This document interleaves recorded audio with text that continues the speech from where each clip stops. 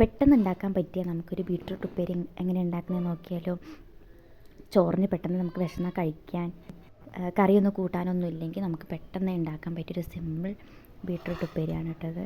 ഇതിന് വേണ്ടിയിട്ട് നമ്മൾ തേങ്ങ ചിരവിയതും ബീട്രൂട്ട് നന്നായിട്ട് കഴുകി വെച്ചിട്ടുണ്ട് കേട്ടോ. അപ്പോൾ ആവശ്യത്തിന് സബോളയും മുളകും പിന്നെ ഒന്ന് നന്നായിട്ട് സെറ്റാക്കി വെക്കുക, കുഞ്ഞായിട്ട് അരിഞ്ഞ് സെറ്റാക്കി വെക്കുക.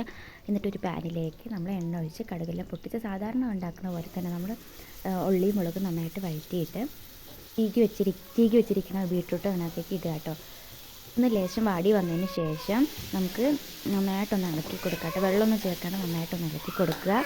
ഇതിൻ്റെ പച്ചമണവും അതിൻ്റെ ഒരു തോതിലുള്ള കളറൊക്കെ ഒന്ന് മാറുന്നവരെ നന്നായിട്ടൊന്ന് വഴറ്റി കൊടുക്കുക. വെള്ളം ചേർക്കാണ്ട് വെള്ളം തൊടാണ്ട് വഴറ്റുവാണെങ്കിൽ നല്ല ടേസ്റ്റ് ആയിട്ടുള്ള ബീട്രൂട്ട് ഉപ്പേരി നമുക്ക് തയ്യാറാക്കാം കേട്ടോ. അപ്പോൾ അതിൻ്റെ മണമൊക്കെ ഒന്ന് മാറി വന്നതിന് ശേഷം നന്നായിട്ട് തേങ്ങ ചിരവിയത് അതിനകത്തേക്കൊന്ന് ആഡ് ചെയ്ത് കൊടുക്കുക. എന്നിട്ട് നന്നായിട്ടൊന്ന് ഇളക്കുക.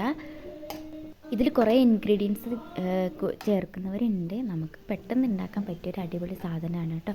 ഉച്ചയ്ക്ക് ഊണിനായാലും രാത്രി പെട്ടെന്ന് ഉണ്ടാക്കി കഴിക്കാൻ പറ്റിയൊരു അടിപൊളി സാധനമാണ്. അപ്പോൾ എല്ലാവരും ഒന്ന് ട്രൈ ചെയ്ത് നോക്കുക.